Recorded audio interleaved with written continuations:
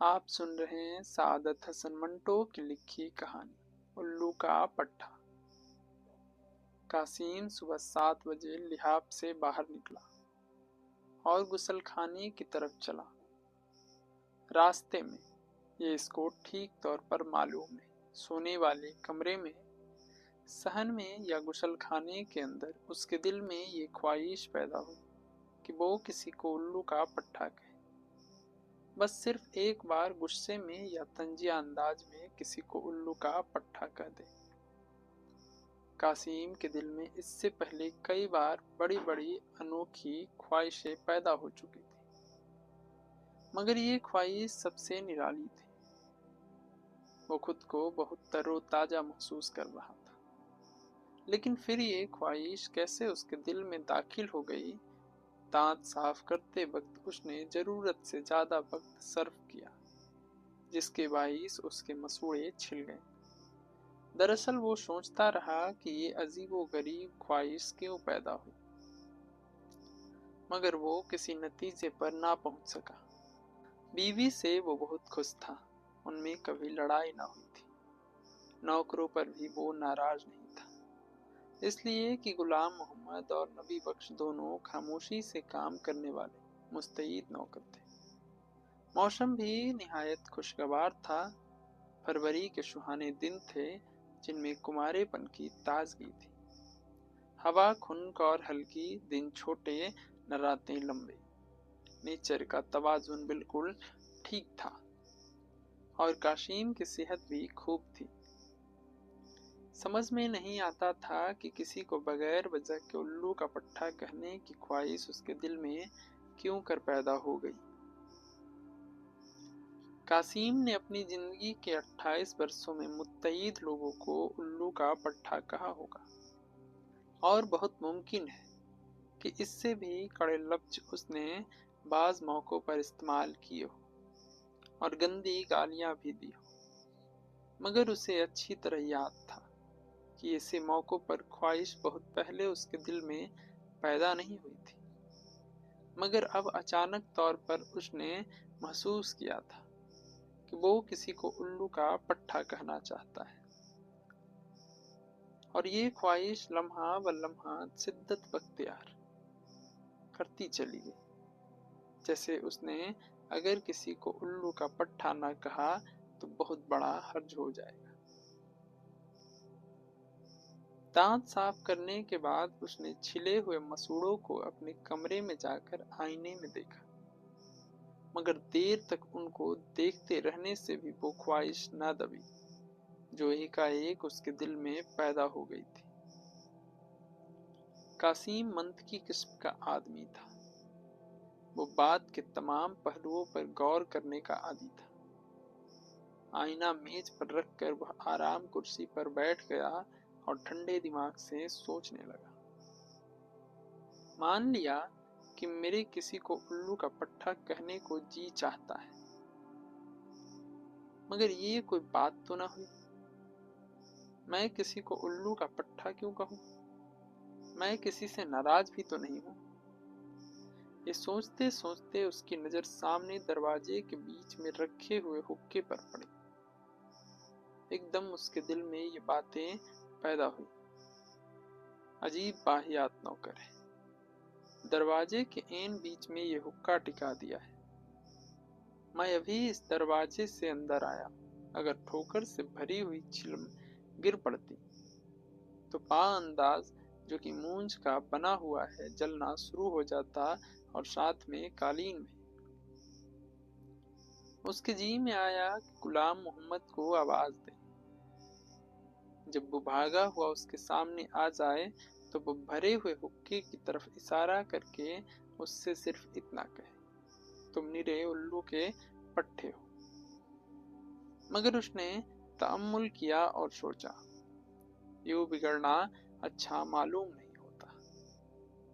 अगर गुलाम मोहम्मद को अब बुलाकर उल्लू का पट्टा कह भी दिया तो वो बात पैदा ना होगी, और फिर उस बेचारे का कोई कसूर भी तो नहीं है। मैं दरवाजे के पास बैठकर ही तो हर रोज हुक्का पीता हूँ। चुनांचे वो खुशी जो एक लम्हे के लिए कासिम के दिल में पैदा हुई थी कि उसने उल्लू का पट्टा कहने के लिए एक अच्छा मौका तलाश कर लिया, गायब हो गई। दफ्तर के वक्त में अभी काफी देर थी, पूरे 2 घंटे पड़े थे। दरवाजे के पास कुर्सी रखकर कासिम अपने मामूल के मुताबिक बैठ गया और हुक्कानोशी में मशरूफ हो गया। कुछ देर तक वो सोच विचार किए बगैर हुक्के का धुआं पीता रहा और धुएं के इंतजार को देखता रहा। लेकिन जो ही वो हुक्के को छोड़कर कपड़े के तब्दील करने के लिए साथ वाले कमरे में गया तो उसके दिल में वही ख्वाहिश नई ताजगी के साथ पैदा हुई। कासिम घबरा गया। भाई हद हो गई, उल्लू का पट्टा। मैं किसी को उल्लू का पट्टा क्यों कहूं? और वह फर्ज मुहाल मैंने किसी को उल्लू का पट्टा कह भी दिया तो क्या होगा? कासिम दिल ही दिल में हंसा। वो सही हो दिमाग आदमी था। उसे अच्छी तरह मालूम था कि वे ख्वाहिश जो उसके दिल में पैदा हुई है बिल्कुल बेहुदा और बेसरोपा है। लेकिन इसका क्या इलाज था कि दबाने पर वो और भी ज्यादा उभर आती थी। कासिम अच्छी तरह जानता था कि वो बगैर किसी वजह के उल्लू का पट्टा ना कहेगा, ख्वाह वे ख्वाहिश सदियों तक उसके दिल में तिल मिलाती रही। शायद इसी एहसास के बाइस ये ख्वाहिश जो भटकती हुई चमगादड़ की तरह उसके रोशन दिल में चली आई थी, इस कदर तड़प रही थी। पतलून के बटन बंद करते वक्त जब उसने दिमागी परेशानी के बाइस ऊपर का बटन निचले काज में दाखिल कर दिया तो वो झल्ला उठा। भाई हद हो गया, ये क्या बेहूदगी है? दीवानापन नहीं तो और क्या है? उल्लू का पट्टा, उल्लू का पट्टा। ये पतलून के सारे बटन मुझे फिर से बंद करने पड़ेंगे। लिबास पहनकर वो मेज पर आ बैठा। उसकी बीवी ने चाय बनाकर प्याली उसके सामने रख दी और टोस्ट पर मक्खन लगाना शुरू कर दिया। रोजाना मामूल की तरह हर चीज ठीक ठाक थी। टोस्ट इतने अच्छे सिके हुए थे कि बिस्कुट की तरह कुरकुरे थे और डबल रोटी भी आला किस्म की थी। खमीर में से खुशबू आ रही थी। मक्खन भी साफ था, चाय की केतली बेदाग थी। उसकी हत्थी के एक कोने पर कासिम हर रोज मैल देखा करता था, मगर आज वो धब्बा भी नहीं था। उसने चाय का एक घूंट पिया। उसकी तबीयत खुश हो गई।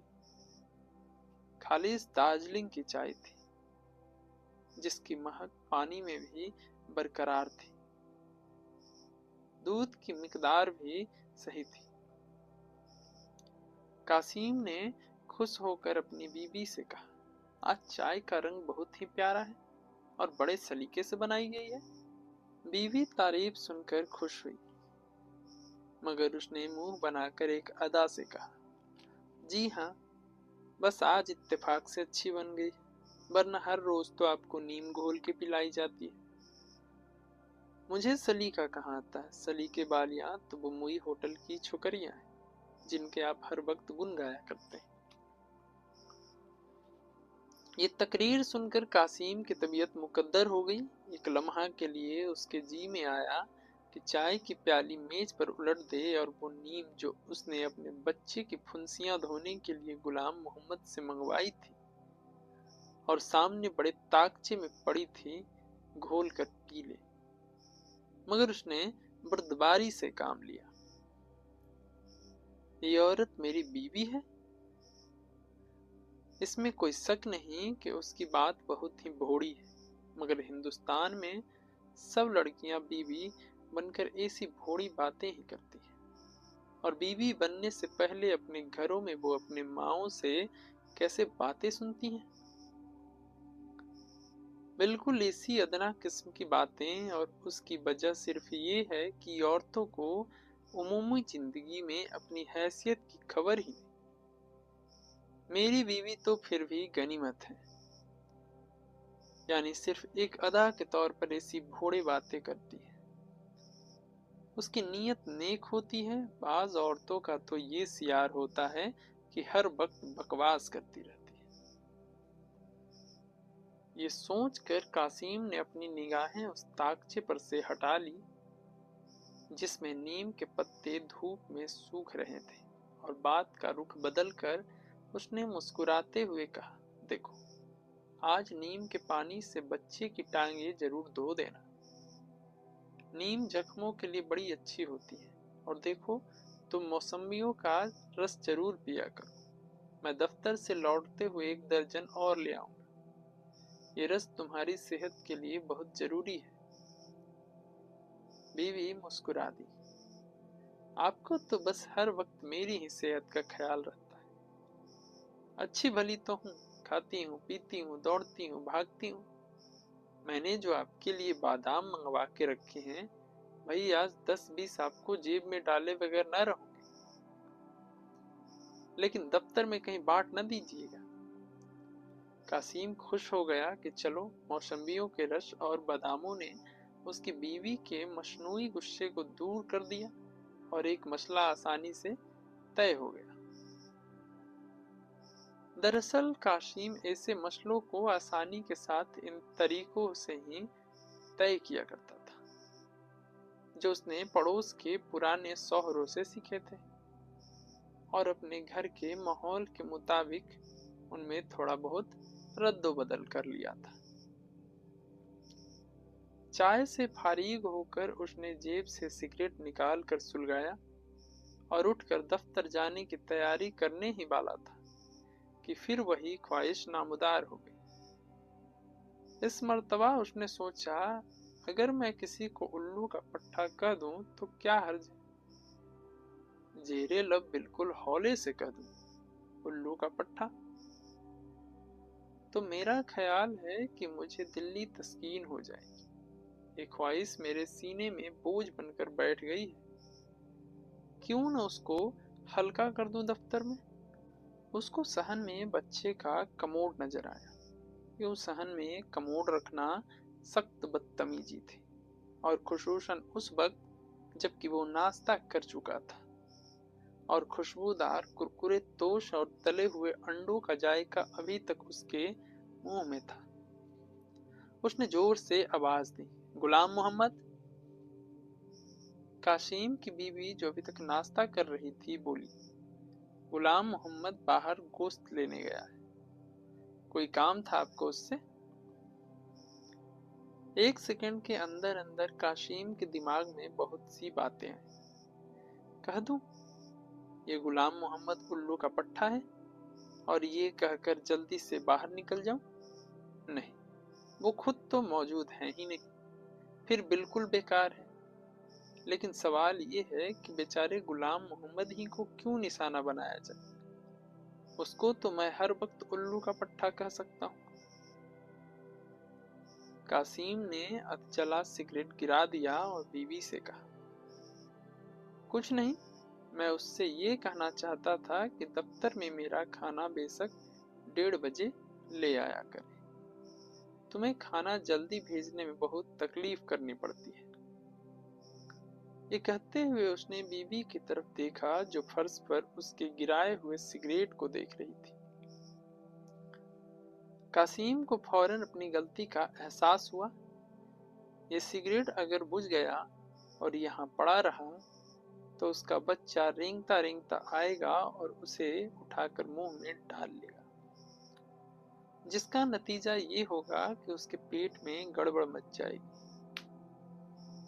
कासिम ने सिगरेट का टुकड़ा उठाकर गुसल खाने की मोरी में फेंक दिया। ये भी अच्छा हुआ कि मैंने जज्बात से मगलूब होकर गुलाम मोहम्मद को उल्लू का पट्टा नहीं कह दिया। उससे अगर एक गलती हुई है तो अभी अभी मुझसे भी तो हुई थी, और मैं समझता हूं कि मेरी गलती ज्यादा शदीद थी। कासिम बड़ा सही हो दिमाग आदमी था। उसे इस बात का एहसास था कि वो सही खुतूत पर गौर व फिक्र करने वाला इंसान है, मगर इसे एहसास ने उसके अंदर बर्तरी का ख्याल कभी पैदा नहीं किया था।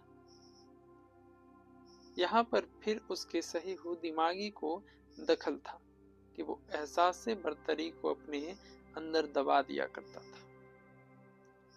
मोरी में सिगरेट का टुकड़ा फेंकने के बाद उसने बिना जरूरत सहन में टहलना शुरू कर दिया। वो दरअसल कुछ देर के लिए बिल्कुल खाली उस जहन हो गया था। उसकी बीवी नाश्ते का आखिरी टोस्ट खा चुकी थी। कासिम को यूं टहलते देखकर वो उसके पास आई और कहने लगी, क्या सोच रहे हैं आप? कासिम चौंक पड़ा। कुछ नहीं, कुछ नहीं, दफ्तर का वक्त हो गया क्या? ये लफ्ज उसकी जबान से निकले और दिमाग में वही उल्लू का पट्टा करने की ख्वाहिश तड़पने लगी। उसके जी में आया कि बीवी को साफ साफ कह दे कि ये अजीब व गरीब ख्वाहिश उसके दिल में पैदा हो गई है, जिसका न सर है न पैर। बीवी जरूर सुनेगी, और ये भी जाहिर है कि उसकी बीवी को साथ देना पड़ेगा। चुनांचे यूं हंसी हंसी में उल्लू का पट्टा कहने की ख्वाहिश उसके दिमाग से निकल जाएगी। मगर उसने गौर किया, इसमें कोई शक नहीं कि बीवी हंसेगी और मैं खुद भी हंसूंगा, लेकिन ऐसा ना हो कि ये बात मुस्तकिल मजाक बन जाए। ऐसा हो सकता है क्या? जरूर हो जाएगा, और बहुत मुमकिन है कि अंजाम कार नाखुशगवारी पैदा हो। चुनांचे उसने अपनी बीवी से कुछ न कहा और एक लम्हा तक उसकी तरफ यूं ही देखता रहा।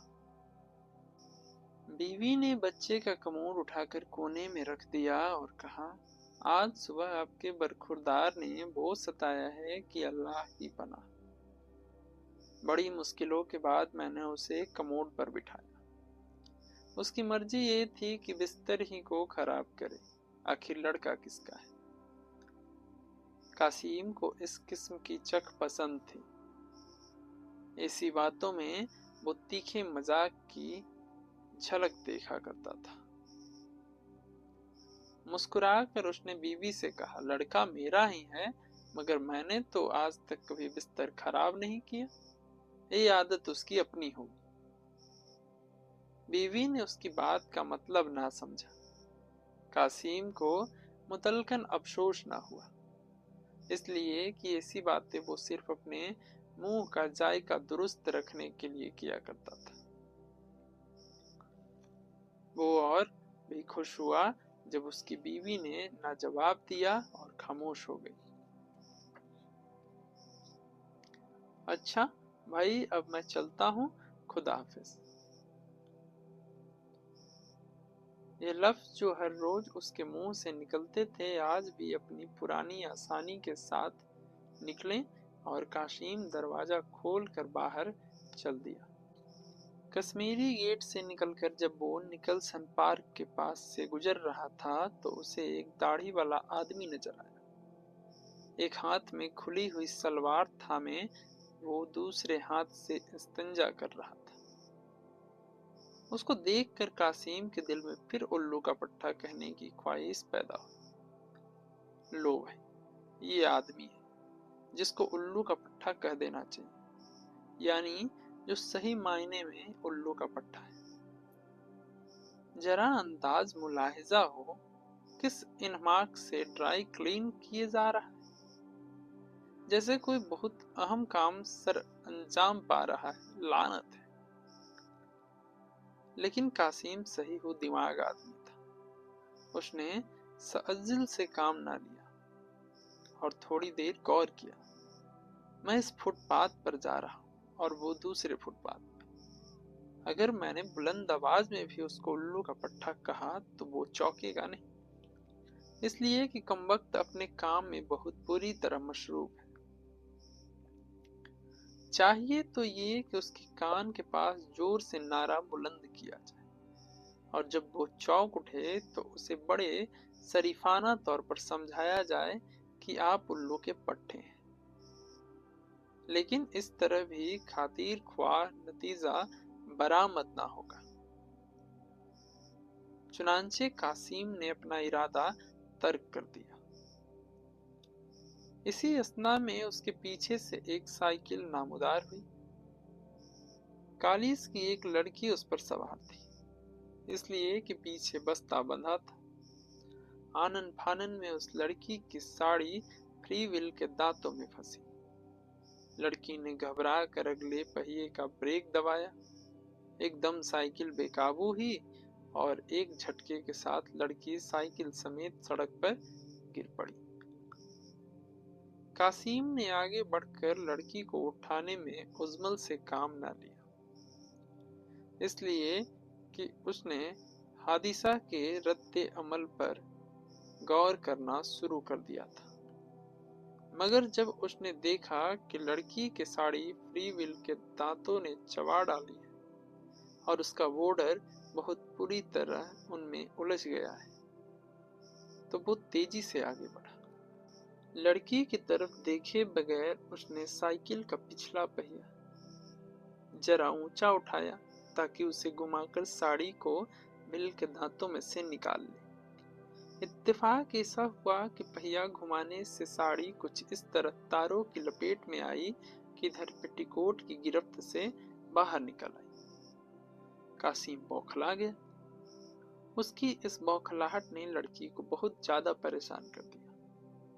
जोर से उसने साड़ी को अपनी तरफ खींचा।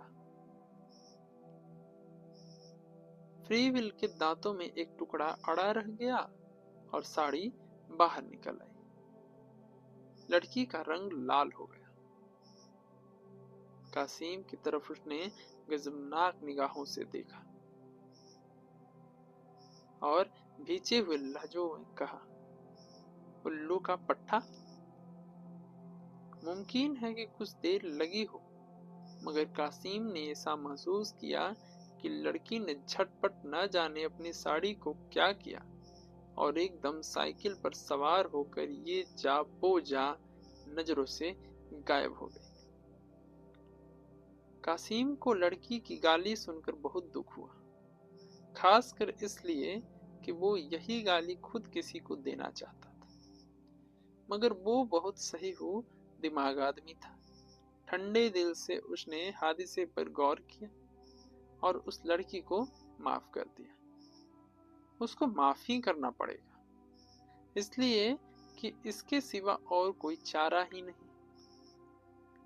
औरतों को समझना बहुत मुश्किल काम है, और उन औरतों को समझना तो और भी मुश्किल हो जाता है जो साइकिल पर से गिरी हो।